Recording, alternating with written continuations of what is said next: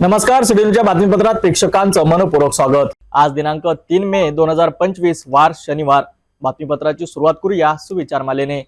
वाचन हे ज्ञानाच्या सागराचे द्वार आहेत। आजचा सुविचार आपण बघितला, आता बघूया बातमीपत्रातील ठळक बातम्या।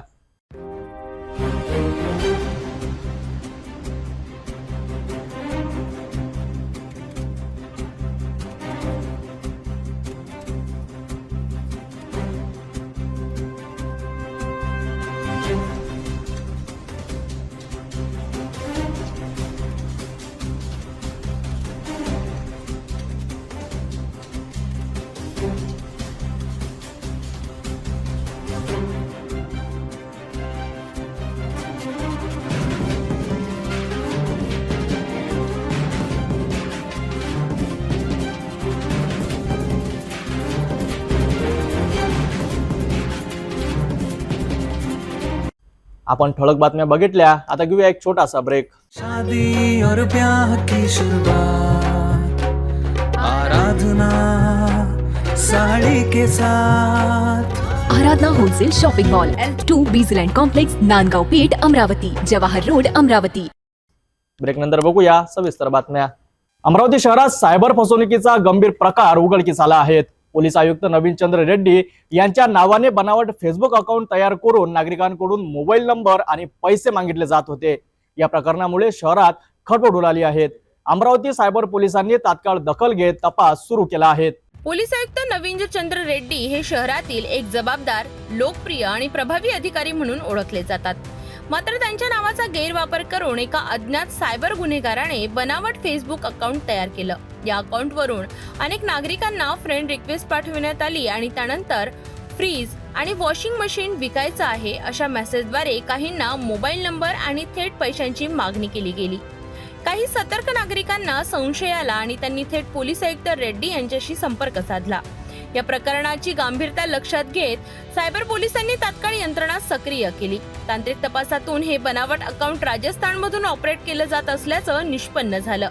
सायबर पोलीस पथकाने लोकेशन ट्रेस करून राजस्थानकडे मोर्चा वळविला असून या घटनेमुळे सोशल मीडियावरील फसवणुकीबाबत नागरिकांमध्ये पुन्हा एकदा चिंता निर्माण झाली आहे। सायबर पोलिसांनी या प्रकरणी गुन्हा दाखल केला असून लवकरच आरोपी अटकेत येईल अशी आशा व्यक्त केली जात आहे। पोलीस आयुक्तांच्या नावावर वापर करून फसवणूक करणे ही गंभीर बाब आहे। सायबर गुन्हेगार दिवसेंदिवस अधिक चतुर होत आहेत। म्हणूनच नागरिकांनी कोणतीही फ्रेंड रिक्वेस्ट, लिंक किंवा मेसेज आल्यास त्यांची खात्री करूनच प्रतिसाद द्यावा आणि संशयास्पद बाबी तात्काळ सायबर पोलिसांकडे द्याव्यात। सातत्यानं राहुल गांधी म्हणत गेले की जिसकी जितनी भागीदारी उसकी उतनी हिस्सेदारी।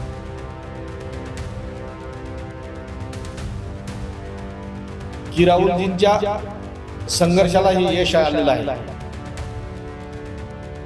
हे जनतेने समजून घ्यावं की यांच्या कार्यकाळात 7 वेळा जेव्हा जनगणना झाली तेव्हा एकाही वेळी यांनी जातीय जनगणना केली नाही। उलट यांचेच नेते याच्या विरोधात होते। त्याच्यामुळे हे यांचं यश असं म्हणता येणार नाही। काहीतरी आता श्रेय घेण्याची धावपळ सुरू आहे। आता देशात जातीय जनगणनेचा मार्ग मोकळा झालाय, पण अमरावतीत यावरून राजकारणही तापलंय।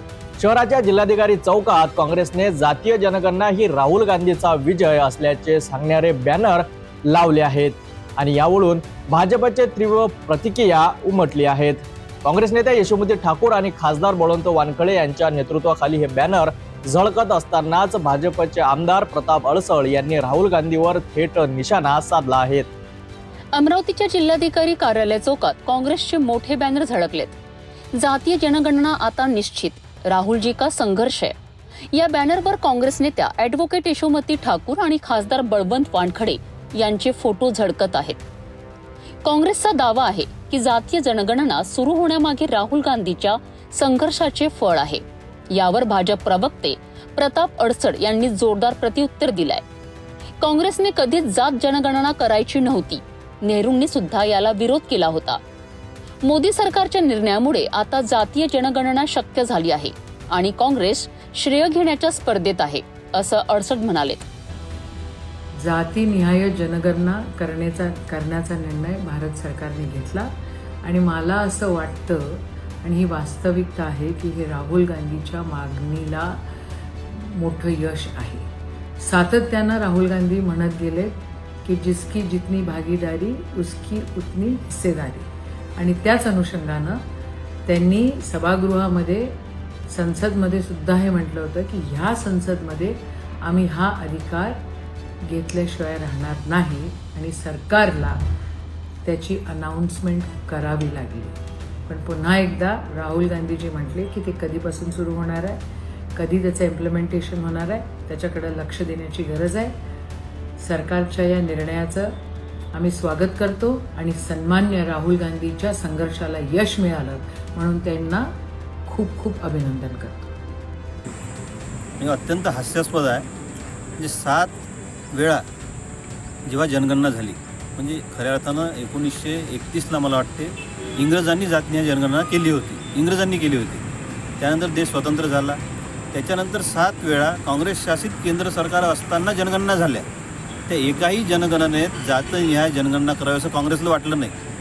त्यामध्ये 3 वेळा तर त्यांच्या घरातले, गांधी परिवारातले, नेहरूजी होते, इंदिराजी होते, राजीवजी होते, त्यावेळीही ही जनगणना झाली नाही. परंतु आता जेव्हा मोदीजींनी हा निर्णय घेतला, या दृष्टीने हे निर्णय व्हावा हे आवश्यक आहे हे वाटल्यानंतर मोदीजींनी सार्वजनिक जनभावना समजून घेऊन आणि त्याचे फायदे भविष्यातले लक्षात घेऊन, कारण जेव्हा जातीनिहाय जनगणना होईल आणि प्रत्येक जात किती आहे काय हे लक्षात येईल, तेव्हा खऱ्या अर्थानं प्रत्येक समाजाला न्याय देणं शक्य होणार आहे. त्या दृष्टीनं मोदीजींनी हा आणि संपूर्ण केंद्र सरकारनं निर्णय घेतला. तेव्हा इतर कुठलेही मुद्दे, आता भ्रष्टाचार नाही, काही होऊन राहिलं, विकासही मोठ्या प्रमाणात होऊन राहिला मोदींच्या कार्यकाळात, तेव्हा कुठलेही मुद्दे विरोधात नसल्यामुळं काहीतरी मुद्दा घ्यावा म्हणून हे 7 वेळा, म्हणजे सरकार आता बरेच वर्ष होते पण 7 वेळा जनगणना यांच्या कार्यकाळात झाली, ती ते स्वतः करू शकले नाही जातनिहाय, आणि त्याचा आग्रह त्यांनी आता धरला म्हणून हे होऊन राहिलं असं म्हणणे निव्वळ हास्यास्पद आहे. त्यांनी राहुल गांधीच्या भूमिकेला हास्यास्पद म्हणत टीकेची झोड उठवली आहे. काँग्रेसकडनं मात्र ठाम उत्तर, मागासवर्गीयांना हक्क मिळवून देण्यासाठी हा ऐतिहासिक टप्पा आहे. शहरात यामुळे काँग्रेस भाजपमध्ये वाकयुद्ध सुरू असून पोस्टर पॉलिटिक्सचा नवा अध्याय उघडला आहे. स्थानिक पातळीवरही यावरनं तीव्र राजकीय प्रतिक्रिया उमटू लागल्या आहेत. जातीय जनगणना ही माहितीचा हक्क की निवडणूक पूर्व राजकीय शिगार, यावर आता खवळलेलं राजकारण पाहायला मिळत आहे. देशाचे प्रधानमंत्री यांनी नुकतीच जातीय जनगणना होईल अशी घोषणा केली. मी हे म्हणेल की राहुलजींच्या संघर्षालाही यश आलेलं आहे.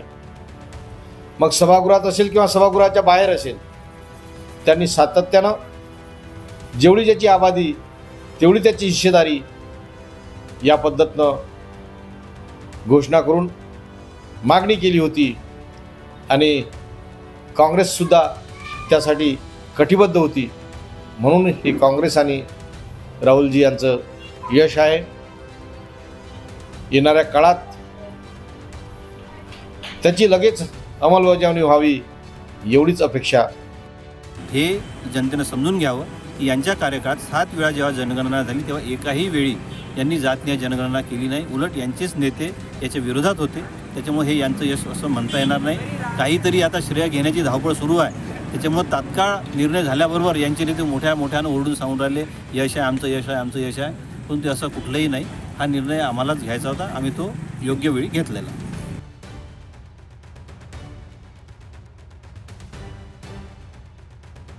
जातीय जनगणना म्हणजे केवळ आकडे नाहीत तर सामाजिक समतेचा आरसा आहेत.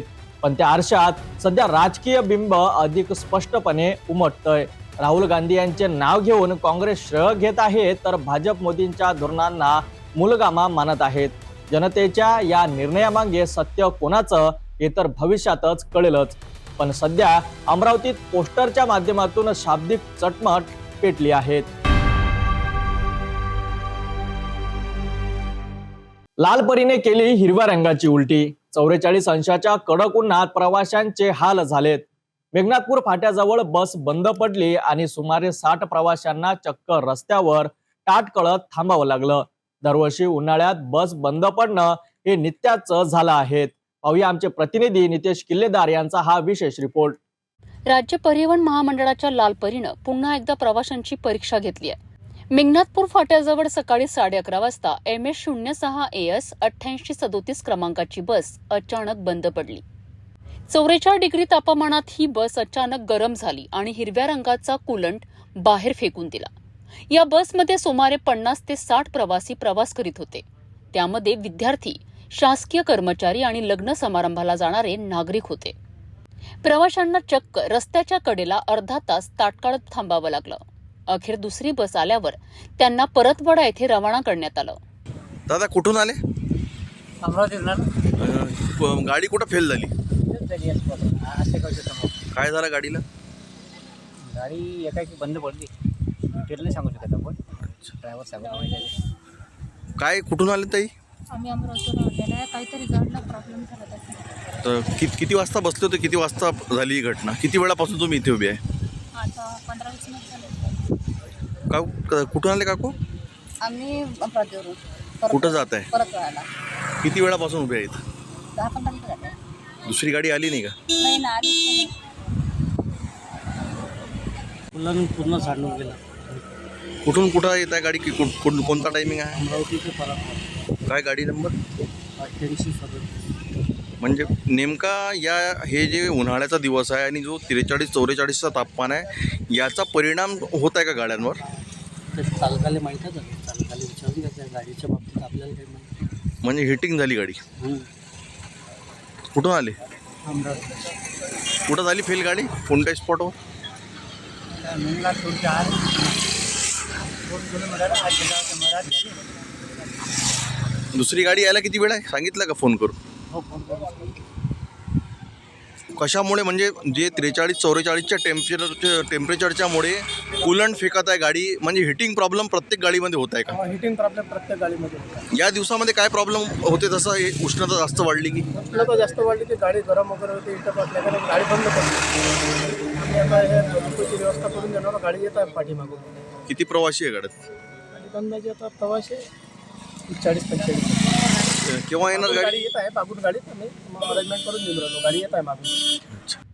उन्हाळ्यात वारंवार बस बंद पडत असल्यामुळे नागरिकांमध्ये संतापाचं वातावरण आहे. राज्य परिवहन महामंडळाने आता तरी ही लाल परी थांबवून इलेक्ट्रिक बसेस सुरू कराव्यात अशी जोरदार मागणी नागरिक करीत आहेत. अमरावती ते परतवाडा मार्गावर जाणारी ही गाडी मेघनाथपूर फाट्याजवळ बंद पडली आहे. चालक काजे आणि परिचालक खान हे या गाडीवर होते. MS06-88-37 नंबरची गाडी इथे बंद पडलेली आहे. लालपरीने हिरव्या रंगाची उलटी केलेली आहे असं चित्र बघायला मिळत आहे. उष्णतेचं वातावरण आहे आणि एकूणच अमरावती जिल्ह्याचं तापमान 44पेक्षा जास्त वाढल्यामुळे आता हा फरक लालपरीवर दिसून येत आहे. लालपरीवर बसलेले 60 ते 70 प्रवासी जे आहेत ते इथे उभे आहेत आणि उन्हामध्ये गाड्यांची वाट बघत आहेत. यामध्ये विद्यार्थी, नोकरी करणारे सरकारी कर्मचारी, त्याचबरोबर विविध लग्न समारंभाला जाणारे नागरिक यामध्ये बसलेले होते.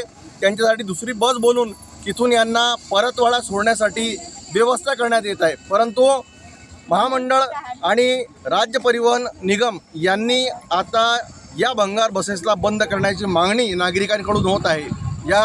हे बस दररोज जे अंतर गाठतात, कित्येक चालकांची ही तक्रार आहे की कूलंट बाहेर फेकते आणि गाडी गरम होते आणि प्रवाशांचे हाल होतात.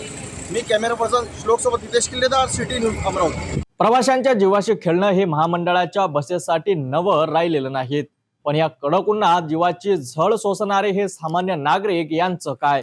बस बंद पडणं ही एक तांत्रिक चूक नाही तर नियोजनाचा अभाव आहे. महामंडळाने आता तरी सजग होऊन इलेक्ट्रॉनिक बस सेवांचा विस्तार करावा, हाच या बातमीमागचा गंभीर सवाल. श्री ओसवाल नवयुग संघाने अक्षय तृतीयाच्या पावन निमित्ताने एक विशेष कार्य आयोजित केले, ज्यामध्ये उसाचा रस वितरण करण्यात आला. हा वितरण कार्य सदाशांती बालगृह, मातोश्री वृद्धाश्रम, मधुबन वृद्धाश्रम आणि आधार शहरी बेगर निवासा बडनेरा येथे करण्यात आला. या कार्यक्रमामुळे अनेक गरजू लोकांना दिलासा मिळाला. चला पाहूया सविस्तर. अक्षय तृतीया हा दिवस दरवर्षी खास महत्वाचा मानला जातो आणि या दिवशी श्री ओसवाल नवयुवक संघाने उसाचा रस वितरण करून समाजसेवेचा उत्तम आदर्श ठेवलाय. अमरावतीतील 4 महत्वाच्या स्थळांवर या कार्यक्रमाचे आयोजन करण्यात आले, ज्यामध्ये सदाशांती बालगृह, मातोश्री वृद्धाश्रम, मधुबन वृद्धाश्रम आणि आधार शहरी बेघर निवास निवारा बडनेरा यांचा समावेश होता. या दिवशी उसाचा रस आणि बिस्किटे देखील वितरित केली गेली, ज्यामुळे वृद्धाश्रम आणि शहरी बेघर निवासातील रहिवाशांना दिलासा मिळालाय. या योजनेच्या यशस्वीतेमध्ये श्री ओसवाल नवयुवक संघाचे प्रोजेक्ट डायरेक्टर्स आणि टीमचा मोठा सहभाग होता. नितेश जैन, पूर्वेश देवडा, हार्दिक मुनोत आणि जिनेश सांब्रा यांच्या नेतृत्वात या कार्याची यशस्वी अंमलबजावणी केली गेली. गांग कुटुंबाचे विशेष आभार मानले गेले, ज्यामध्ये बडनेरा येथील वृद्धाश्रम आणि शहरी बेघर निवासा निवारा या ठिकाणी बिस्किटांचे पॅकेट्स वितरित केलेत. वर्गीय मिलापचंद मूलचंद बैद या कुटुंबाचे देखील आभार, ज्यांच्या प्रेरणादायक योगदानांमुळे या कार्याला यश प्राप्त झालेत.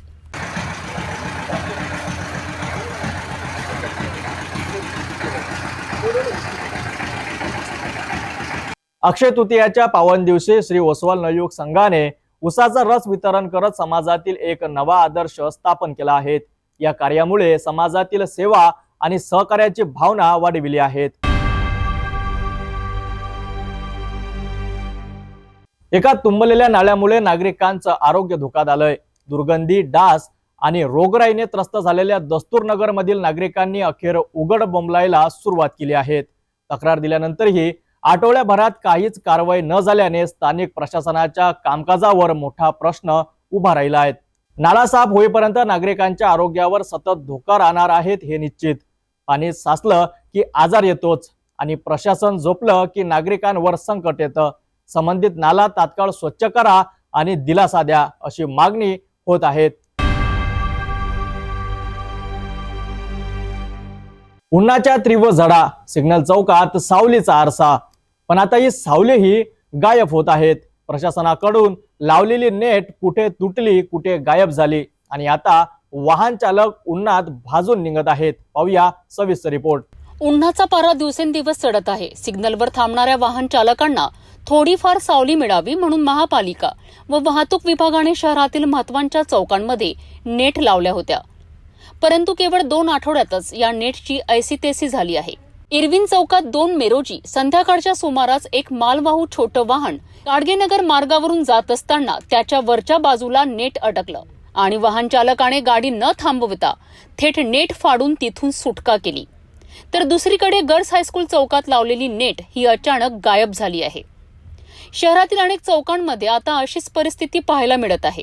नेट कधी तुटली, कधी चोरीला गेली, कधी कोसळली, परंतु शेवटी त्रास हा सर्वसामान्य वाहन चालकांना. या उपक्रमासाठी पैसे खर्च झालेत, परंतु दुरुस्ती आणि निगराणी मात्र शून्य. वाहन चालक उन्हात उभे राहून त्रास सहन करीत आहेत आणि प्रशासनाकडनं कुठलीही स्पष्ट कारवाई अद्याप झालेली नाही. कोण जबाबदार, प्रशासन, वाहन चालक की शहरातील बेफिक्रीची वृत्ती? शेवटी ही नेट आपणच तोडली, आपणच हटवली आणि आता उन्हात भाजण्याची वेळही आपलीच. सावली देणाऱ्या नेट्स आता उकडून टाकल्या जात आहेत. उन्हाने होरपळणाऱ्या वाहन चालकांची ही अवस्था पाहून प्रश्न निर्माण होतो, ज्या गोष्टी आपण आपल्या उपयोगासाठी बनवतो त्या टिकवण्याची जबाबदारी नक्की कुणाची? प्रशासनाने आता केवळ नेट लावण्याऐवजी त्याचे संरक्षण आणि देखरेख यावर भर देणं गरजेचं आहे.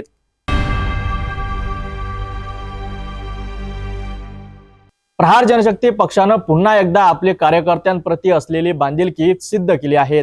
6 मे रोजी हजारो कार्यकर्त्यांचा संताजी धनाजी पुरस्कार देऊन सन्मान केला जाणार आहे. हे केवळ पुरस्कार नव्हते तर संघर्षाची आणि निष्ठेची पावती आहेत.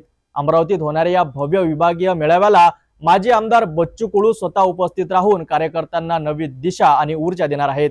प्रहार जनशक्ती पक्ष व प्रहार दिव्यांग क्रांती संघटनेतर्फे अमरावतीत मंगळवार दिनांक 6 मे रोजी दुपारी 2 वाजता सांस्कृतिक भवन येथे संताजी धनाजी पुरस्कार व विभागीय प्रहार कार्यकर्ता मेळावा अमरावती, यवतमाळ व वर्धा येथे येथील सर्व प्रहार जनशक्ती पक्षाचे पदाधिकारी व कार्यकर्ते जे 25-30 वर्षापासून या पक्षासाठी योगदान देत आहेत, ज्यांनी रक्तदानाची चळवळ, आरोग्याची चळवळ ही आतापर्यंत 25-30 वर्षापासून जे जनसेवेच्या माध्यमातून पुढे नेली, त्या सर्व कार्यकर्त्यांचा तिथे जे महत्त्वाचे त्याचे काही 50-60 जे कार्यकर्त्याची कमिटी आहे, कोर कमिटी, त्याच्या काही परिवारासोबत त्याचा सन्मान करणार आहे.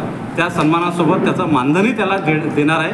त्याचे नाव अजूनपर्यंत हे आमच्यासमोर आले नाही पक्षासमोर, त्याची कोर कमिटी वेगळी आहे.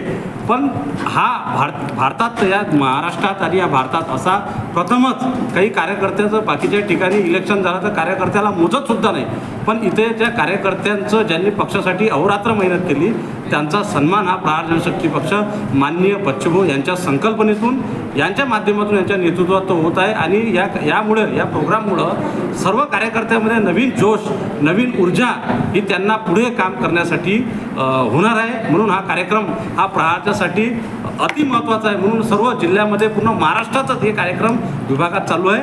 6 तारखेला 2 वाजता सांस्कृतिक भवन येथे हा कार्यक्रम होणार आहे. हजारोच्या संख्येने कार्यकर्ते सर्व हजर राहा, आमची आग्रहाची विनंती आहे. आणि या साक्षीदार व्हा. हे हा प्रथमच हा मोठ्या प्रमाणात असा भव्य दिव्य कार्यक्रम हा होत आहे आणि याचे सर्व साक्षीदार व्हा असं मी अमरावतीकरांना आवाहन करतो. प्रहारचा कार्यकर्ता म्हणजे संघर्षाचा शिलेदार. आता त्याच्या त्यागाचा, मेहनतीचा आणि निष्ठेचा गौरव होतोय. संताजी धनाजी पुरस्कार स्वरूपानं 6 मेचा हा विभागीय मेळावा केवळ सन्मानाचा क्षण नाही तर नवीन संघर्षासाठी मिळालेली प्रेरणा ठरेल.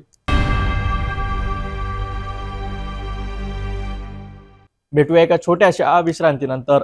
तपोवन पासून फक्त 1.5 किलोमीटर अंतरावर राधानगरी लेआउट, लेक व्ह्यू प्लॉट सह मोजकेच प्लॉट शिल्लक.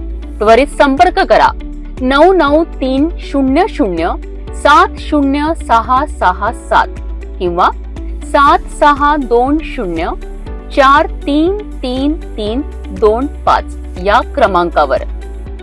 विश्रांतीनंतर पुन्हा आपले स्वागत. कर्जमाफीवरून राजकारण तापलंय आणि बच्चू कडू यांनी थेट भाजप राष्ट्रवादीवर बोट ठेवलंय. अजित पवार म्हणाले, कर्जमाफीचं मी काहीच बोललो नाहीत. पण यावर बच्चू कडू यांनी सनसनीत टोला लगावला. ज्यांनी अजित पवारांना पदावर बसवलं त्यांनीच कर्जमाफीचा शब्द दिला होता म्हणत त्यांनी भाजप राष्ट्रवादीचा बाप कोण असा सवाल उपस्थित केलाय. राज्यातील कर्जमाफीचा मुद्दा पुन्हा एकदा चर्चेचा केंद्रस्थानी आला आहे. अजित पवारांनी केलेल्या वक्तव्यावरनं ज्यात त्यांनी कर्जमाफीचं मी काही बोललेलो नाहीत असं स्पष्ट केलंय. विधानसभा निवडणुकीच्या वेळी मी दिलं महायुतीने दिलं. विधानसभा निवडणुकीच्या वेळी मी दिलं महायुतीने दिलं. त्यावर प्रतिक्रिया देताना प्रहार पक्षाचे नेते बच्चू कडू आक्रमक झाले. त्यांनी भाजप आणि राष्ट्रवादी दोघांवर घणाघात केला आहे. बच्चू कडू म्हणाले की भाजप राष्ट्रवादीचा बाप कोण हे लोकांनी ठरवावं.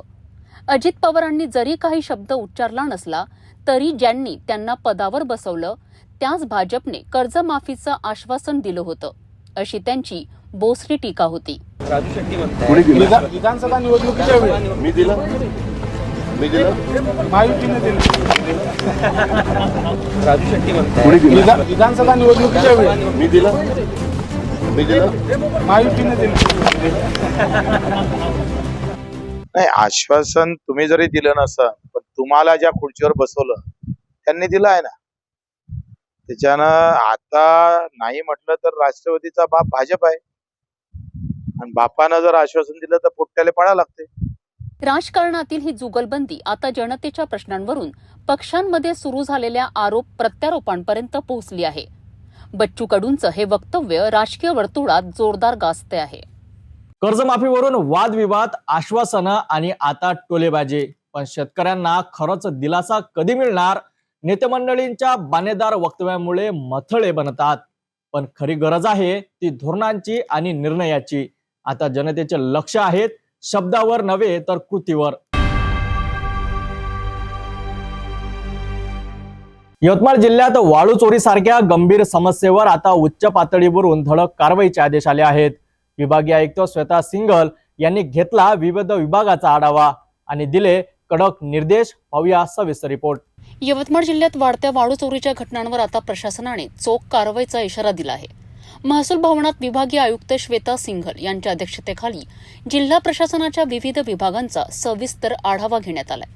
वाळू चोरीचा गंभीर मुद्दा उपस्थित करत त्यांनी उपविभागीय अधिकारी आणि तहसीलदारांना निर्देश दिले आहे की कारवाई करताना जर कोणी रेती माफियांना पाठीशी घालत असेल तर त्यांच्यावर MPDE अंतर्गत कारवाई करण्यात यावी. तसेच त्यांनी दस्तावेजांचे वर्गीकरण, ॲग्रिस्टेक अंतर्गत शेतकऱ्यांची नोंदणी, विद्यार्थ्यांचे दाखले आणि पाणी टंचाईबाबतही ठोस पावले उचलण्याचे आदेश दिलेत. गाळमुक्त धरण, गाळयुक्त शिवार योजना सामाजिक दृष्टिकोनातून राबवावी असेही त्यांनी बजावलेत. शासन आपल्या मोबाईलवर आणि उपक्रमाचे विशेष कौतुक करत त्यांनी इतर योजनांची माहिती व्हिडिओच्या माध्यमातून जनतेपर्यंत पोहोचवण्यावर भर दिलाय. या बैठकीस जिल्हाधिकारी Vikas Meena, CEO Mandar Patki, upper police अधीक्षक पियुष जगताप यांच्यासह अनेक अधिकारी उपस्थित होते. विभागीय आयुक्त श्वेता सिंगल यांच्या या स्पष्ट व कडक सूचनांमुळे जिल्हा प्रशासन अधिक जबाबदारीने काम करताना दिसेल. वाढू माफियांना थांबविण्यासाठी, पाणी टंचाईवर मात करण्यासाठी आणि नागरिकांचा विश्वास जपण्यासाठी आता कृतीचा काळ आहे.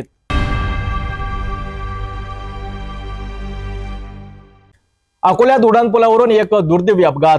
तरुण दुचाकीस्वाराचा घटनास्थळी जागीच मृत्यू.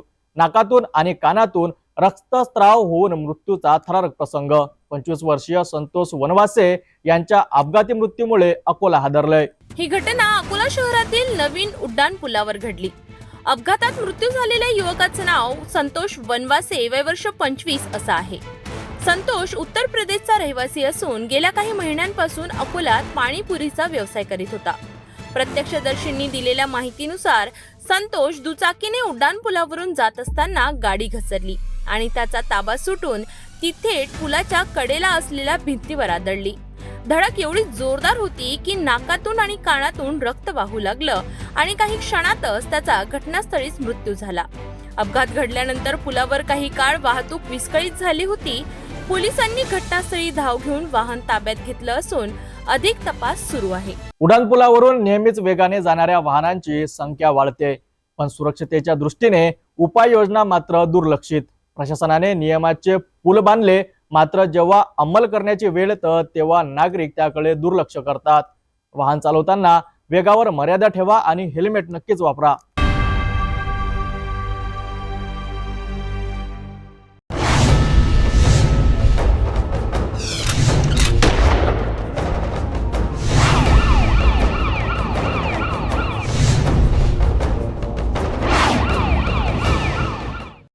नागपूर शहरातील इमामवाडा पोलिसांनी आणखी एक मोठी कारवाई केली आहे. तर पोलीस आयुक्त डॉक्टर रवींद्र कुमार सिंगल यांच्या आदेशानुसार इमामवाडा पोलीस ठाण्याच्या तपास पथकाने रात्रग्रस्त दरम्यान अवैध शस्त्र आणि हत्यारे जप्त केली आहेत. या कारवाईमुळे शहरातील सुरक्षतेचा मोठा फटका बसला आहे. चला जाणून घेऊया या कारवाईची संपूर्ण हकीकत. नागपूर शहरात पोलिसांनी आणखी एक प्रभावी कारवाई केली आहे. गुप्त माहितीच्या आधारे पोलीस अधीक्षक जितेंद्र चौधरी यांच्या नेतृत्वाखाली इमामवाडा पोलिसांनी एक संशयित गाडी पकडली आहे. ही गाडी होती हिरो स्प्लेंडर, ज्याचा नंबर MH49CH 8849. या गाडीमध्ये बसलेल्या दोघांना ताब्यात घेतल्यानंतर पोलिसांनी त्यांची अंगझडती घेतली. त्यामध्ये खूप महत्वाचा मुद्देमाल जप्त करण्यात आलाय. तपासादरम्यान इंग्लिश बनावटीची माउजर पिस्टल ज्याची किंमत 40,000, पितळी जिवंत कारतूस ज्याची किंमत 2,000, चायना चाकू ज्याची किंमत 500, प्राणघातक फरसा ज्याची किंमत 1,000. संपूर्ण मुद्देमाल एकूण 83,500च्या किमतीचा आहे. या कारवाईचे मार्गदर्शन पोलीस आयुक्त डॉक्टर रवींद्र कुमार सिंगल आणि अन्य वरिष्ठ अधिकाऱ्यांच्या नेतृत्वाखाली करण्यात आली आहे. तपास अद्याप सुरू असून आरोपींविरुद्ध कायदेशीर कारवाई करण्यात आली आहे. इमामवाडा पोलीस स्टेशनचे तपास पथक रात्री पेट्रोलिंग करत असताना 2 संशयित इसम एका दुचाकीवर त्यांना जाताना दिसलेले आहेत आणि त्यांच्यावर संशय आल्याने त्यांचा पाठलाग करून त्यांना पकडले असता त्यांच्या ताब्यातून एक गावठी बनावटीचे पिस्टल, एक जिवंत राऊंड आणि एक चायनीज चाकू तसेच एक फरसा हा जप्त करण्यात आलेला आहे. सदरची कारवाई ही माननीय झोन 4 सर तसेच माननीय अप्पर पोलीस आयुक्त नागपूर, जॉईंट पोलीस आयुक्त नागपूर शहर आणि CP सर यांच्या मार्गदर्शनाखाली इमामवाडा पोलीस स्टेशनचे DB पथक तसेच वपोनी यांनी केलेले आहे. सदर प्रकरणात एक आरोपी अद्यापपर्यंत फरार असून ज्याच्याकडून हे अवजार त्यांनी प्राप्त केले आहे तो फरारी आहे. त्याचा शोध घेतला जात आहे आणि सदर गुन्ह्याचा पुढील तपास पोलीस निरीक्षक साहेब गुन्हे इमामवाडा पोलीस स्टेशन हे करत आहेत. सर, अटक आरोपीचे नाम काय आहे, यापूर्वीचे काही रेकॉर्ड आहे का आणि इतके मोठे हत्यार घेऊन पुढे वारदात करण्याची शक्यता आहे का नाही? यातील अटक आरोपींची नाव आहेत. एक आहे अमय धुबे आणि एक कमलेश राऊत आहे. यांच्यावर यापूर्वी गुन्हे दाखल आहेत. तसेच यांनी ही अवजारं का आणली होती याबाबतचा तपास चालू आहे. त्यांना 3 दिवसाची पोलीस कोठडी मिळालेली आहे. नागपूर पोलिसांची ही कारवाई शहरातील सुरक्षिततेसाठी महत्त्वपूर्ण ठरली आहे. सध्या पोलीस प्रशासन अवैध शस्त्र आणि हत्याराच्या विरोधात कडक कारवाई करीत आहेत. या प्रकरणाची पुढील तपासणी सुरू असून त्यात कायदेशीर कारवाई केली जात आहे. आपलं शहर सुरक्षित ठेवण्यासाठी पोलीस दलाने घेतलेलं पाऊल निश्चितच प्रशंसा करण्यासारखे आहेत. आपल्याला आणखी अशा घटनांची माहिती मिळवण्यासाठी पाहत रहा सिटी न्यूज. रात्रीचे 9 वाजले होते. नागपूरच्या नंदनवन परिसरातून 2 चिमुकल्या मुली बेपत्ता झाल्या. एक 12 वर्षाची, दुसरी अवघ्या 4 वर्षाची. काळजाचा ठोका चुकवणारी घटना. पण या काळोख्या रात्रीमध्ये नागपूर पोलिसांनी दाखवलेली जागेपण, नागरिकांनी दिलेली साथ आणि वेळेवर राबवलेला शोध, सगळ्यांमुळे ही दोन्ही मुली अखेर सुखरूप सापडल्या. 2 मेला रात्री 9:30च्या सुमारास नागपूरच्या नंदनवन परिसरातून 2 चिमुकल्या बहिणी अचानक बेपत्ता झाल्यात. 12 वर्षाची मोठी बहीण आणि 4 वर्षाची लहान बहीण. ही बातमी मिळताच नंदनवन पोलिसांच्या खांद्यावर मोठं दायित्व आलंय. तत्काळ वरिष्ठ अधिकारी जयवंत चव्हाण यांच्या नेतृत्वाखाली शोध मोहीम सुरू झाली. वायरलेसवर माहिती पाठवण्यात आली आणि खुद्द पोलीस आयुक्त डॉक्टर रवींद्र सिंघल आणि झोन 4च्या डीसीपी रश्मिता राव यांनी संपूर्ण विभागाला सर्च ऑपरेशनचे आदेश दिलेत. सीसीटीव्ही फुटेजची तपासणी, नागरिकांशी विचारपूस, मुलींचे फोटो दाखवून परिसरात सखोल चौकशी, संपूर्ण भागात मोठं सर्च ऑपरेशन उभं राहिलं. त्याचवेळी एक महत्वाचा फोन आला. रेल्वे स्टेशन परिसरात अशाच 2 मुली दिसल्याची माहिती. तत्काळ गणेशपेठ पोलीस, मार्शल पथक आणि नंदनवन पोलीस स्टेशनचा स्टाफ रेल्वे स्टेशनला रवाना झाला आणि तिथेच त्या दोघी चिमुरड्या पोलिसांच्या नजरेस पडल्या. सुखरूप घाबरलेल्या परंतु कुठल्याही गंभीर घटनेपासून वाचलेल्या. तपासणीत समोर आलं आहे की मोठी मुलगी मानसिक दबावात होती. तिचा निकाल लागणार होता. या तणावातूनच ती घराबाहेर पडली आणि लहान बहिणीलाही सोबत घेऊन निघाली. या दोघींनी नंदनवन थेट रेल्वे स्टेशनपर्यंत पायी प्रवास केला होता. त्यांच्या शोधात पोलिसांनी Chandra market, Ganeshpeth bus stand, city bus stand, खुले मैदान आणि रेल्वे परिसरात संपूर्ण छाननी केली. या मोहिमेत क्राईम ब्रँचचे अधिकारी राहुल माकणीकर, पाटील साहेब, निखिल कदम, राहुल शिरे, मुकुंद ठाकरे आणि कमलाकर गझिमे यांचं योगदान मोलाचं ठरलं. आरसीबीचं 40 जवानांचं पथक सुद्धा तयार होतं. मात्र त्याआधीच चिमुरड्यांचा शोध लागला आणि सर्वांनी सुटकेचा निश्वास टाकला. पोलिसांना जवळपास या बाबतीत नंदनवन पोलिसांना 9-9:30 वाजताच्या दरम्यान माहिती पडली. त्या अनुषंगाने नंदनवन पोलीस ठाण्याचा स्टाफ, पीआय जयवंत चव्हाण आणि बाकी त्यांचा स्टाफ शोध घेत होता. त्यांनी वायरलेसवर त्याप्रमाणे कळवलं. वायरलेसवर कळवल्यानंतर माननीय पोलीस आयुक्त डॉक्टर रवींद्र सिंघल साहेब आणि आमच्या झोन 4च्या डीसीपी रश्मिता राव मॅडम यांनी पूर्ण सगळ्या झोन 4च्या सर्व अधिकाऱ्यांना आणि त्यांच्या स्टाफला बाहेर येऊन सगळा शोध घेण्याबाबत सांगितलं. तांत्रिक मदत, सीसीटीव्ही फुटेज, आजूबाजूच्या लोकांना फोटो दाखवून अशा मुली दिसल्या का, अशा मुली पाहिल्या का, या अनुषंगाने या पूर्ण भागात सर्च ऑपरेशन राबवण्यात आले. त्याच दरम्यान आम्हाला असंही वाटलं की एखाद्या वेळेला रेल्वे स्टेशन आणि बस स्टेशनवर या मुली गेल्या असू शकतात आणि त्या अनुषंगाने एका माणसाने फोन करून पण सांगितलं की बा अशा मुली मला रेल्वे स्टेशनच्या परिसरात दिसल्या होत्या. या अनुषंगाने मुलीचे आई वडील, म्हणजे मुलगी जी मोठी मुलगी आहे ती 12 वर्षाची आहे, लहान मुलगी आहे ती 4 वर्षाची आहे. घरच्या कुठल्या तरी कारणाने किंवा अजून आम्ही त्यांना त्यापर्यंत विचारलं नाही, कारण रात्रीच्या वेळेला पुरी घेऊन आलेलो आहे त्यामुळे थोडंसं त्यांना बरं वाटत नव्हतं आणि रात्रीची वेळ असल्यामुळे आम्ही त्यांना प्रॉपरली विचारपूस केलेली नाही. त्या निघून गेल्या होत्या. मात्र मग गणेशपेठ पोलीस ठाण्याचे जे बीट मार्शल आहे अनुप उराडे आणि श्री कृष्ण कुंडगीर यांनी तो कॉल ऐकला आणि त्याप्रमाणे त्यांनी सांगितलं की आम्ही या भागात आहोत. मग आम्ही त्यांना सांगितलं की बा प्लॅटफॉर्म नंबर 8 चेक करा. तर तेव्हा त्यांचं जाणे आणि आमचेही जाणे एकत्र झालं. त्या मुली सुखरूप तिथे होत्या. त्यांच्यासोबत कुठलाही अनुचित प्रकार घडलेला नाही आणि ती मुलगी जी आहे ती मोठी 12 वर्षाची, तिच्यासोबत तिची लहान बहीण 4 वर्षाची, हे दोघेही बऱ्याच असं म्हणजे नंदनवनवरून निघून पायी पायी रेल्वे स्टेशन पर्यंत पोहोचलेला होता. त्यात कुठलाही अनुचित प्रकार घडलेला नाही. सीसीटीव्ही फुटेज पाहिलेले आहे किंवा त्या अनुषंगाने पाहिलेलं आहे, पण असं कुठेही ऑटोनी, कारनी अशा कुठेही त्या मुली गेलेल्या नाही. त्या मुली स्वतः पायी पायी चालत गेलेल्या आहेत. नाही, कारण नंदनवनकडून जर जायचं आहे रेल्वे स्टेशनवर तर बट नॅचरल आहे की ते मुख्य प्रवेशद्वारातून रेल्वे स्टेशनवर जाण्याच्या ऐवजी शक्य होऊ शकेल की ते इकडनं गेले असेल, कारण त्यावेळेला संत्रा मार्केट कडून गेले असेल. संत्रा मार्केटचं गेट म्हणजे ते 8 नंबर येते आणि त्या अनुषंगाने आम्ही काल रात्री नाईट राऊंड म्हणून निकेतन कदम साहेब होते, त्यांच्या मार्गदर्शनात आणि क्राईमचे राहुल माकणीकर साहेब आणि पाटील साहेब, DIG क्राईम पाटील साहेब यांच्या मार्गदर्शनात सुद्धा ऑपरेशन राबवण्यात आले. त्या अनुषंगाने आम्ही एक RCB पथक पण बोलवलं होतं की जे रेल्वे स्टेशनचे पूर्ण कानाकोपरा म्हणजे 40 लोकांचे जे RCB पथक होतं आमचं, त्यांच्यासोबत बर्डी आणि सदरचे अधिकारी लावून पूर्ण रेल्वे स्टेशन परिसरात पण कोम्बिंग ऑपरेशन सुरू करणार होतो. सुरू व्हायच्या अगोदर त्या मुली मिळाल्यामुळे आम्ही ती बाकीची कार्यवाही थांबवली. नाही, या भागात जेव्हा शोधलं आम्ही, आमचं बस स्टँड पण शोधणं चालू होतं. बस स्टँड चालू होतं, खुले जे ग्राउंड होते ते ग्राउंड पण शोधणं चालू होते. कुठे जे साधे सिटी बसचे बस स्टॉप आहे ते पण थांबवणं चेक करणं चालू होते. गणेशपेठचं जे मेन बस स्टँड आहे तिथे पण लोक शोधण्याकरता गेले होते. म्हणजे कालचं जे हे यश आहे हे संपूर्ण म्हणजे माझं किंवा स्टाफचं किंवा कोणाचं नसून हे संपूर्ण नागपूर शहर पोलीस दलाचे टीमवर्क आहे. आणि डॉक्टर रवींद्र सिंगल पोलीस आयुक्त यांनी ज्याप्रमाणे त्या ग्रुपवर किंवा वायरलेसवर मार्गदर्शन केले त्याप्रमाणे सगळे अधिकारी कर्मचारी ऍक्टिव्हेट झाले आणि हे मुली कुठलाही अनुचित प्रकार न होता आम्हाला मिळून आल्या. रेल्वे स्टेशन सारखा पॉइंट होता, एखाद्या गाडीत जर बसून निघून गेल्या असत्या तर कदाचित थोडी अडचण निर्माण झाली असते. कारण थोडंसं घरगुती आहे, ते मुली लहान आहे आणि काही वैयक्तिक कारणामुळे ते सांगू इच्छित नाही किंवा मी पण आपल्याला सांगू इच्छित नाही. बरोबर, नागपूर शहरातल्या या भागातील म्हणजे नंदनवन भागातील जे कोणी लोक होते, माजी नगरसेविका नैना झाडे पण होत्या आणि बाकीचे जे लोक होते, जिथे जिथे सीसीटीव्ही फुटेज पाहायचं आम्हाला काम पडत होतं तिथे तिथे लोक स्वयंस्फूर्तीने सीसीटीव्ही फुटेज दाखवत होते.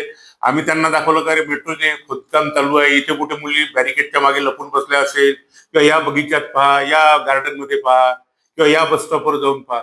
म्हणजे असं झालं की आमचे 2 पोलीस कर्मचारी यांच्यासोबत 10 लोक सर्चिंग करत होते.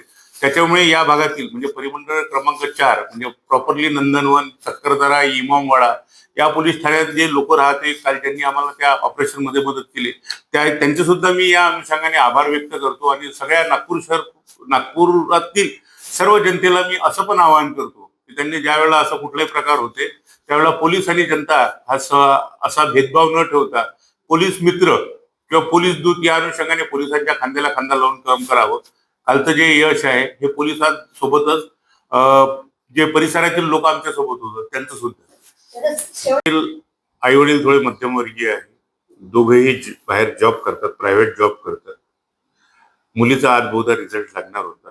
मुलीला एक थोडं असं वाटत होतं की मला कमी मार्क मिळेल, त्यामुळे कदाचित असं होऊ शकेल की ती मुलगी घराच्या बाहेर गेली असेल.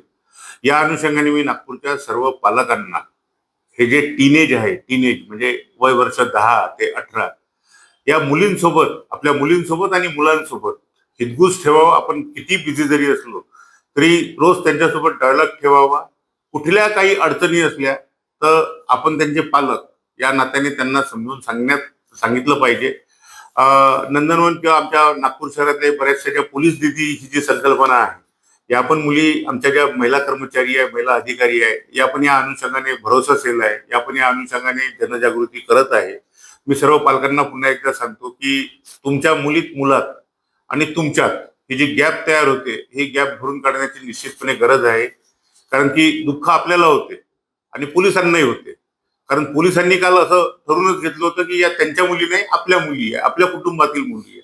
या अनुषंगाने त्या मुली मिळून आल्या. या पूर्ण याच्यात आमच्यासोबत काल जयवंत चव्हाण नंदनवनचे, हरीश बोराडे वाठोड्याचे, राहुल शिरे, मुकुंद ठाकरे आणि क्राईम ब्रँचचे कमलाकर गड्डीमे हे सगळे 5 सिनियर PI दर्जाचे अधिकारी स्वतःच सगळं हे सोडून, आपला कार्यक्षेत्र सोडून या सगळ्या मागे लागलेले होते.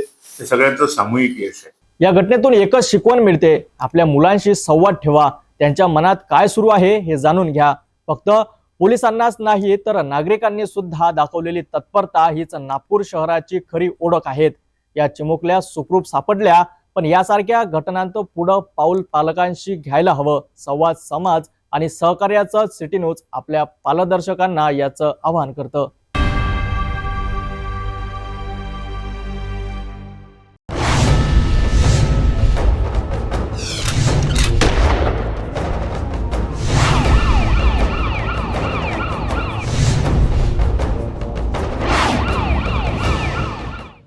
नागपूर शहरात अवैध धंद्यांचा धुमाकूळ आणि आता पोलीस ऍक्शन मोडमध्ये. पोलीस आयुक्त डॉक्टर रवींद्र सिंघल यांच्या आदेशावरून रात्रीच्या अंधारात सुरू झालेल्या ऑपरेशनमध्ये ड्रग्ज विक्री करणाऱ्या टोळीवर धाड. 3 आरोपी गजाआड करण्यात आले. हे आहे नागपूरच्या अंधाऱ्या गल्लीत गुन्हेगारांचं सत्य. नागपूर पोलीस आता अवैध धंद्यांच्या विरोधात थेट मैदानात उतरले आहेत. पोलीस आयुक्त डॉक्टर रवींद्र सिंघल यांच्या स्पष्ट आदेशानुसार शहरातील गुटखा, ड्रग्ज, सट्टा आणि इतर गुन्हेगारी धंद्यांवर पूर्ण बंदी आणण्यासाठी विशेष मोहीम सुरू करण्यात आली आहे. या मोहिमेअंतर्गत सहाय्यक पोलीस आयुक्त तांबोळी, ॲडिशनल सीपी प्रमोद शिवाय, डीसीपी मदने सातव आणि एसीपी मेश्राम यांच्या मार्गदर्शनाखाली डीबी पथकाने नागपुरात एक विशेष ऑपरेशन राबविलं. पेट्रोलिंग दरम्यान काही संशयास्पद व्यक्ती उशिरापर्यंत रस्त्यावर थांबलेले आढळले. त्यावर PSI देशमुख यांनी तात्काळ चौकशी केली आणि आयुष सम्राट मेश्राम वय वर्ष 20 राहणार मानकापूर याच्यावर संशय बळावला. अंमली पदार्थांची विक्री करत असल्याचे स्पष्ट झाल्यावर त्याला ताब्यात घेण्यात आलं. कमली बाजारात ग्राहक म्हणून आलेला एक जण आणि आणखी एक साथीदार यांनाही पोलिसांनी अटक केली. NDPS कायद्यानुसार गुन्हा दाखल करून 3 आरोपींना पोलीस कोठडीत पाठविण्यात आलं. या यशस्वी कारवाईत सुधीर देवगावकर आणि अमनपुरा यांचं गुन्हेगारी प्रगटीकरण पथक विशेष सक्रिय होतं. इसमें माननीय पुलिस आयुक्त नागपुर शहर श्री रविंद्र सिंघल सर और हमारे सभी वरिष्ठ अधिकारी इन्होंने आदेश दिए है कि अवैध जो उद्योग चलते, अवैध धंधे चलते हैं, उनके ऊपर कड़ी कार्रवाई की जाए. तो इनमें माननीय CP सर, माननीय जॉइंट CP श्री तांबोई सर, माननीय एडिशनल CP श्री प्रमोद शिवाय सर, माननीय DCP मदने सर, माननीय DCP सातव सर और माननीय ACP मेश्राम मैडम, इनके मार्गदर्शन में ये पूरा काम चल रहा है. इसमें कल रात को हमारा DB पथक वरिष्ठों के मार्गदर्शन के अनुसार पेट्रोलिंग कर रहा था. जब कोई सस्पेक्टेड इसम हमको रात में ज़्यादा देर रुका हुआ मिलता है तो हम उसके पास पूछताछ करते हैं. उसी तरह हमारे DB पथक ने जो 2 लोग थे, लड़के थे, उनके पास पूछताछ किया तो उनके पास इंक्वायरी करने के बाद पता चला वो वर्धा से आए हैं और यहाँ किसी के पास MD पाउडर खरीदी करने के लिए आए हैं और उसके लिए उन्होंने कुछ रोकड़ा पैसा भी साथ में लाया है. तो उन्होंने बताने के बाद उसकी इन्फॉर्मेशन DB पथक के जो PSI है देशमुख, उन्होंने हमको फ़ोन पे बता दिया.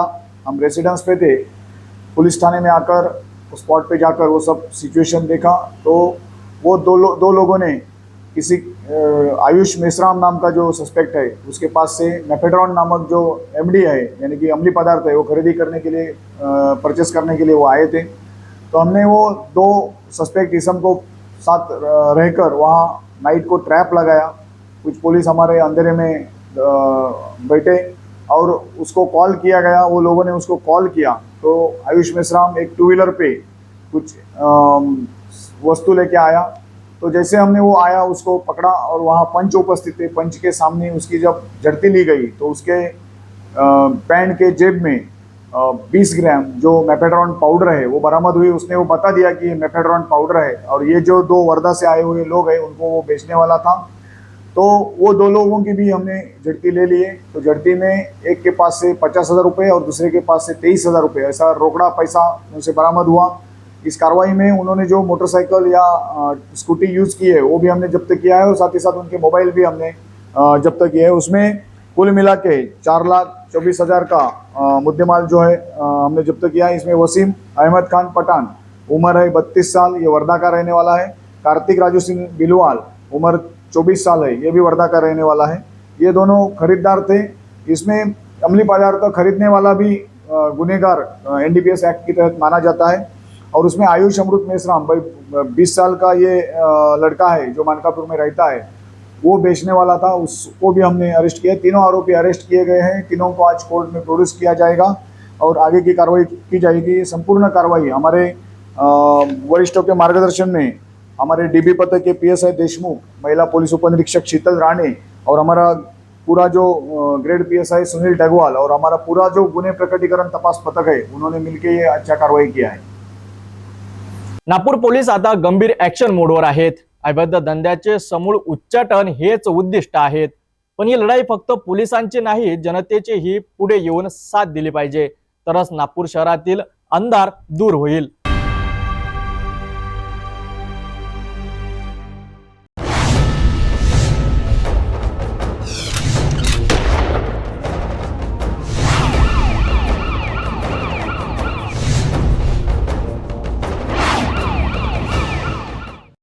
नागपूर शहर हादरला आहे. पारडी पोलीस ठाण्याच्या हद्दीत एक तरुण मित्राच्या हातून मृत्युमुखी, गाडीच्या किरकोळ वादातून थेट धारदार हत्याराने हत्या. हे केवळ भांडण नव्हतं, तर राग, सूड आणि थरकाप उडवणारी हिंसा याचा विस्फोट होता. नागपूरच्या रस्त्यावर पुन्हा एकदा रक्ताचा खेळ झाला. पाहूया सविस्तर वृत्त. 22 तारखेला नागपूरमधल्या पारडी पोलीस स्टेशन हद्दीत एक धक्कादायक आणि संतापजनक घटना घडली आहे. सतीश नावाचा अवघा 21 वर्षाचा तरुण आपल्या ओळखीच्याच मित्राच्या हत्येचा बळी ठरलाय. सतीश सेंटरिंगचे काम करून आपल्या कुटुंबाचा उदरनिर्वाह करीत होता, तर आरोपी हा रिक्षा चालक. दोघे पूर्वीपासून एकमेकांचे चांगले ओळखीचे होते, परंतु त्यांच्या नात्यात भांडणाचं विष शिरलं.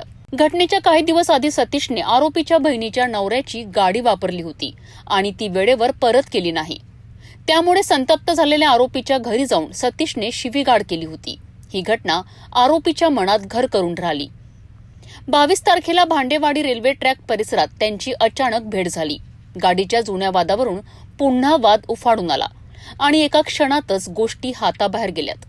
रागाने पेटून उठलेल्या आरोपीने धारदार शस्त्र उगारलं आणि सतीशवर एका मागोमाग एक जबरदस्त वार केलेत. सतीशचा घटनास्थळीच मृत्यू झाला. नागपूरच्या एका रस्त्यावर रक्ताच्या थारोळ्यात पडलेलं त्याचं शरीर पाहून परिसर हादरला.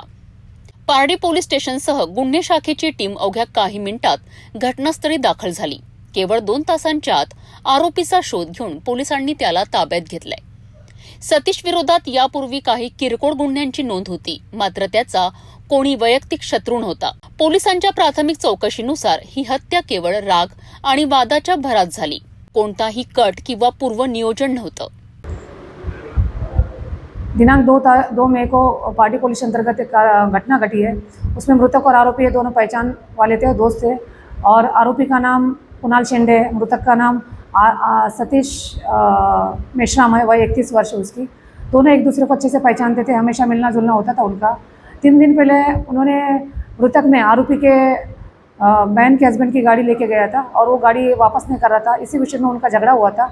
तो उसके बाद मृतक ने भी आरोपी घर जाके उसका गाली गलौज किया था. इसी बात का मन में गुस्सा उसके अंदर था. और जब कल और रेलवे ट्रैक भांडेवाड़ी पे मृतक मिला तो उनका उसी बात को लेके झगड़ा हुआ और उसने गुस्से में आके उस पर शस्त्र से वार किया और उसको मार डाला.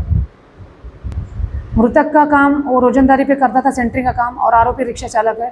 और जैसे ही घटना घड़ी सभी घटनास्थल पे पुलिस स्टाफ वरिष्ठ हमारे पहुँचे और उनके मार्गदर्शन में कम से कम, और साथ में हमारा यूनिट भी साथ में थी, हमारी क्राइम की यूनिट भी साथ में थी. तो उन्होंने भी दोनों पुलिस और यूनिट ने मिलके उसको तुरंत आधे घंटे में ताबे में लिया और वेरीफाई करके तुरंत उसको 2 घंटे में आरोपी को लिया, अरेस्ट किया. मृतक का रिकॉर्ड नहीं है, उसके सिर्फ एक 420 का गुना था, ऐसा बॉडी ऑफेंडर नहीं है. और आरोपी जो है उस पर भी कोई भी गुने दाखिल नहीं है. ये जो घटना घड़ी है वो गाड़ी का जो विषय हुआ था उसको मन में रख के वो घटना घड़ी है. तात्पुरता कारण है, पिछला कोई भी कारण नहीं उसमें. एका किरकोळ गाडीच्या वादातून जीव गेला. मैत्रीचं रूपांतर हिंसेत झालं. नागपूर शहरात पुन्हा एकदा रस्त्यावर रक्त सांडलं. समाजात साठलेला राग, सूड आणि सहनशक्तीचा अभाव यामुळे हा तरुण कायमचा हरविला. पोलिसांनी आरोपीला गजाआड केलं. पण प्रश्न अजूनही उरतो, किरकोळ कारणावरून जीव घेणं ही आपली कोणती मानसिकता दर्शवते. नागपूरमध्ये आज धुवाधार पाऊस पडला आहे, ज्यामुळे नागरिकांना असह्य उकाड्यापासून मोठा दिलासा मिळाला आहे. तापमानाच्या वाढत्या कडाड्यात पावसाने सर्वांना दिलासा दिला आहे. पावसामुळे वातावरणात गारवा पसरला असून अनेक ठिकाणी रस्त्यावर पाणी जाम होण्याच्या घटना दिसून आल्यात. नागपूर शहरात अचानकच धुवाधार पाऊस बरसला आहे, ज्यामुळे नागरिकांना उकड्यापासून सुटका मिळाली आहे. काही तासांपूर्वी शहरात सर्वत्र ताशी 30 किलोमीटर वेगाने पाऊस सुरू झालाय. हवामान बदलाने नागरिकांना मोठा दिलासा दिलाय.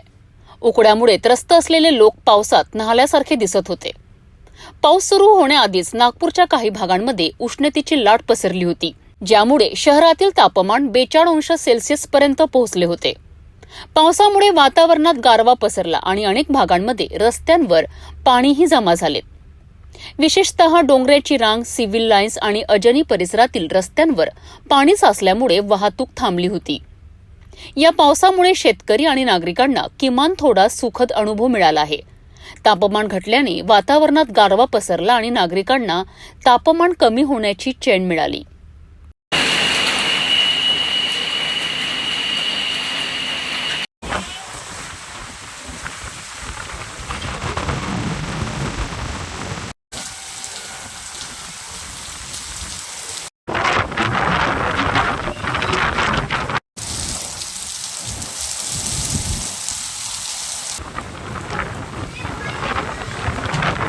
आजच्या पावसाने नागपूरमध्ये दिलासा दिला आहे. त्याचप्रमाणे नागपूरच्या नागरिकांना उकाड्यापासून थोडी सुटका मिळाली. हा पाऊस कायम राहील का यावर तज्ज्ञांचे म्हणणे आहे की आणखी काही दिवस पाऊस पडू शकतो, परंतु वातावरणात थोडासा बदल होईल. पुढे अपडेटसाठी पाहत रहा सिटी न्यूज. नांदेडच्या कृषी उत्पन्न बाजार समितीत शेतकऱ्यांची हळद झाली आहे अडगडीची. टोकन असूनही खरेदी नाहीत. शेतकऱ्यांनी दिला रोषाचा इशारा. बाजार समितीला टाळ टोकन अशी थेट धमकी. व्यापाऱ्यांचं कारस्थान आणि सचिवांचं मौन. पहा नांदेडच्या बाजारातील ही शेतकऱ्यांच्या जिव्हाळ्याची खरी कहाणी. नांदेड जिल्ह्यातील मोठी आणि महत्त्वाची कृषी उत्पन्न बाजार समिती शेतकऱ्यांवर अन्याय करत असल्याचा धक्कादायक प्रकार उघडकीस आलाय. हळद विक्रीसाठी आलेल्या शेतकऱ्यांना समितीने टोकन तर दिलं, परंतु हळदीची खरेदी मात्र केलीच नाही. शेतकरी दिवसभर उन्हात थांबले, पण कुठेही त्यांच्या मालाला न्याय मिळालेला नाही. याशिवाय सकाळी काही व्यापाऱ्यांनी मुद्दाम भाव पाडत दुकानातच शेतकऱ्यांचा माल खरेदी केल्याची तक्रार केली आहे. शेतकऱ्यांचा आरोप आहे की हे सर्व सुनियोजित कट आहे आणि यामागे बाजार समितीतील अधिकाऱ्यांचीही मिलीभगत आहे.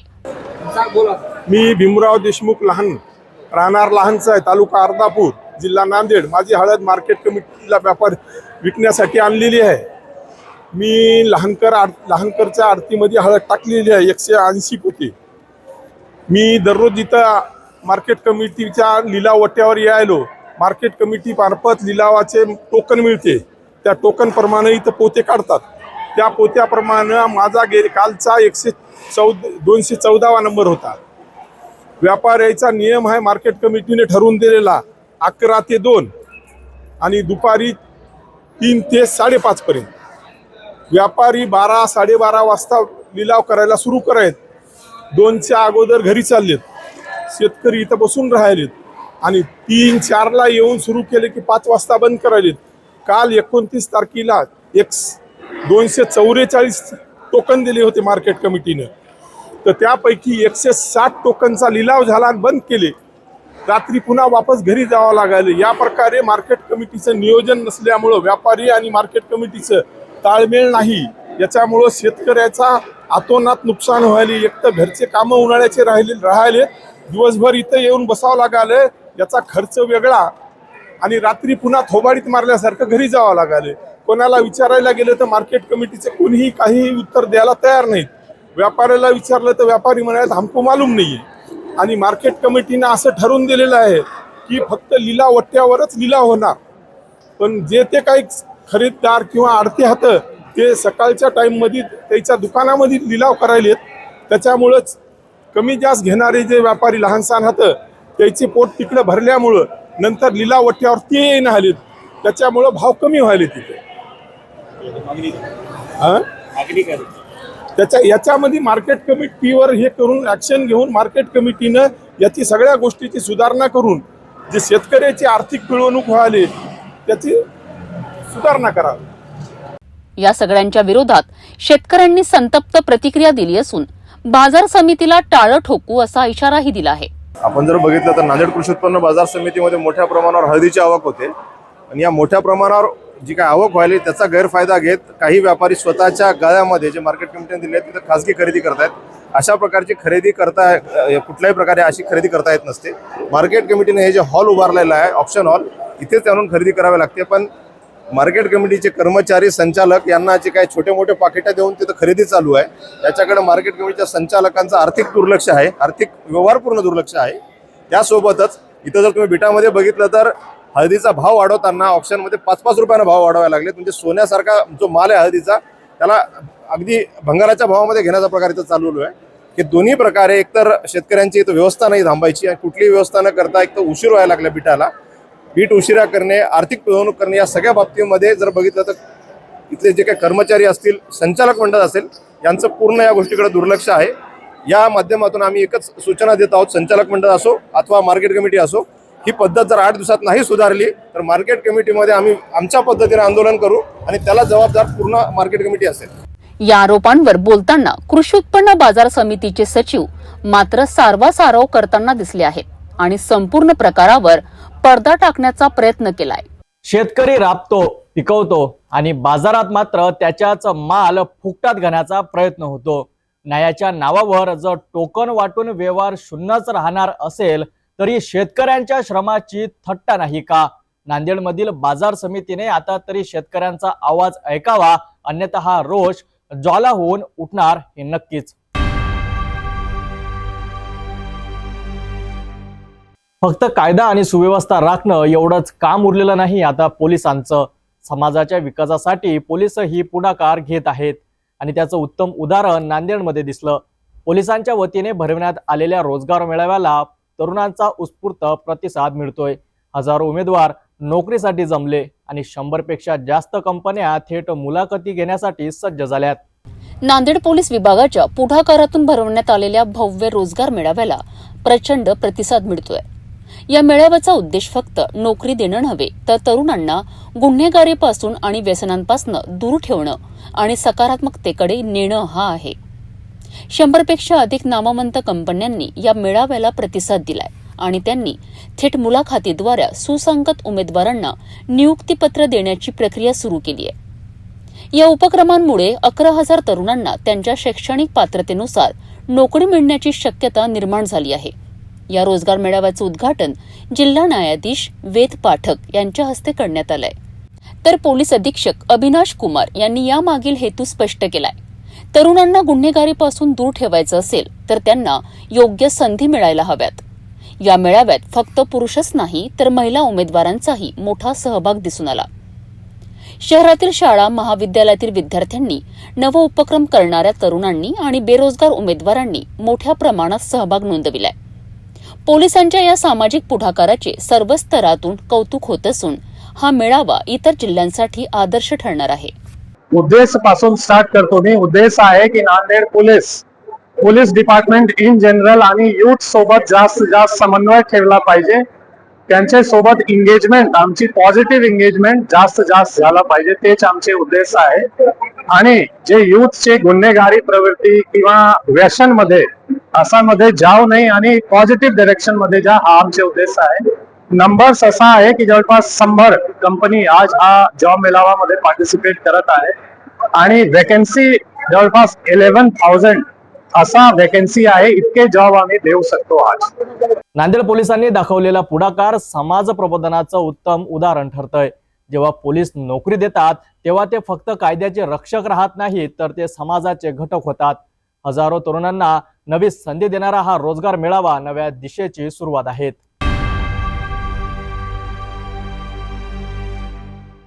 जाता पुन्हा एकदा आजच्या ठळक बातम्या.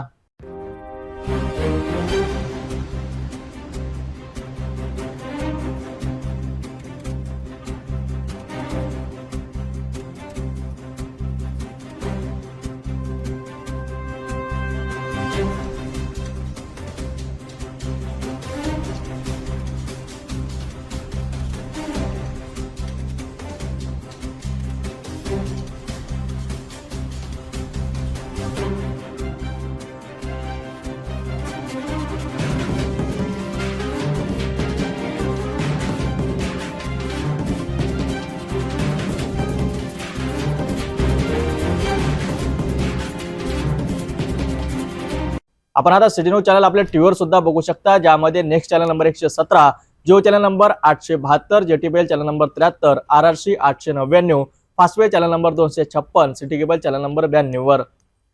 आता अमरावती विदर्भानंतर महाराष्ट्राचे दर्शक घर बसल्या आपल्या केबल टीव्हीवर सिटी न्यूज बातमी पाहू शकाल. लवकरच आम्ही आपल्यापर्यंत पोहोचणार आहोत. जर आपल्या केबल टीव्हीवर सिटी न्यूज चॅनल दिसत नसेल तर आपण आपल्या केबल ऑपरेटरशी संपर्क करावा. सिटी न्यूज केबलच्या व्यतिरिक्त यूट्यूब, फेसबुक, इंस्टाग्राम आणि ट्विटरवर सुद्धा बघू शकता. याकरिता सोशल मीडिया अकाउंट सबस्क्राईब करा, फॉलो करा, लाईक करा. यूट्यूब अकाउंट सबस्क्राईब करण्याकरिता सबस्क्राईब बटनला क्लिक करा आणि बेल आयकॉन दाबायला विसरू नका, कारण सर्वात आधी समाचार आपल्यापर्यंत पोहोचणार आहेत. ते सिटी न्यूजचे फेसबुक पेज लाईक करा, इंस्टाग्राम आणि ट्विटर हँडल फॉलो करा. आपण व्हॉट्सअपवर सूचना देऊन सुद्धा न्यूज प्राप्त करू शकता. ही बातमीपत्र एवढ्यावरच थांबूया. पुन्हा भेटूया नवीन घडामोडीसोबत. नमस्कार.